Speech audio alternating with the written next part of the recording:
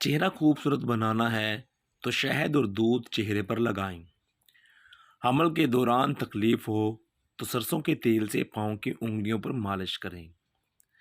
حمل کے دوران زیادہ خون بہتا ہے تو ککر کی لونگ کھائیں۔ حمل ٹھہرنے پر الٹی اور قے آتی ہے تو سونف کا پانی استعمال کریں۔ گلاب کے پھول کے چند پتے چبانے سے خون کی کمی دور ہو جاتی ہے۔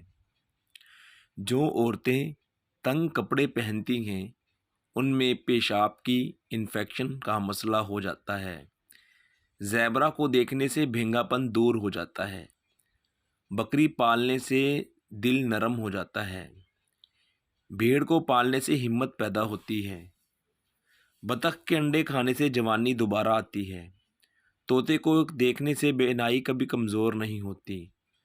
بطخ کا سوپ پینے سے معدہ صاف ہو جاتا ہے۔ مرغی کا سوپ پینے سے ہڈیوں کو طاقت ملتی ہے۔ مچھلی کھانے سے جسم کی خشکی دور ہو جاتی ہے۔ مچھلی کے تیل سے سانس کی بیماری نہیں ہوتی۔ اونٹنی کی چربی کے تیل سے بال لمبے ہوتے ہیں۔ تلوں کو کچا کھانے سے ہاضمہ خراب نہیں ہوتا۔ بٹیر کھانے سے مردانہ طاقت میں اضافہ ہوتا ہے۔ ماہواری کے دوران اگر درد زیادہ ہوتا ہے تو پہلے ہی دن گرم پانی میں 1 چمچ شہد ملا کر پئیں۔ اس دوران مرچوں والی چیزوں سے پرہیز کریں کیونکہ مرچیں صرف سوجن کو بڑھاتی ہیں۔ روٹی چبا کر کھانے سے کبھی کمر میں درد نہیں ہوتا۔ خارش کا مسئلہ ہو تو امرود کے پتے جلا کر خارش والی جگہ پر لگائیں، خارش ٹھیک ہو جائے گی۔ کھانا کھانے کے بعد تھوڑی سی میٹھی چیز کھانے سے انسان جلد بوڑھا نہیں ہوتا۔ پہلا نوالا پرندوں کو ڈالنے سے رزق میں کمی نہیں آتی۔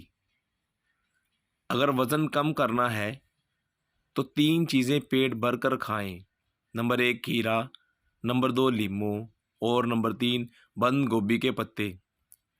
ہڈیوں پر گوشت چڑھانے والی 3 چیزیں، یہ 3 چیزیں شوق سے کھایا کریں۔ نمبر 1 روز 6 کیلے کھایا کریں۔ نمبر 2 کیلے کھانے کے بعد دودھ پئیں۔ نمبر 3 چاول زیادہ کھایا کریں۔ اخروٹ کھانے سے پھل بیری کے سفید داغ ٹھیک ہو جاتے ہیں۔ بینگن کا سالن کھانے سے پیشاب کھل کر آتا ہے۔ چلگوزہ کھانے سے جلد نہیں پھٹتی۔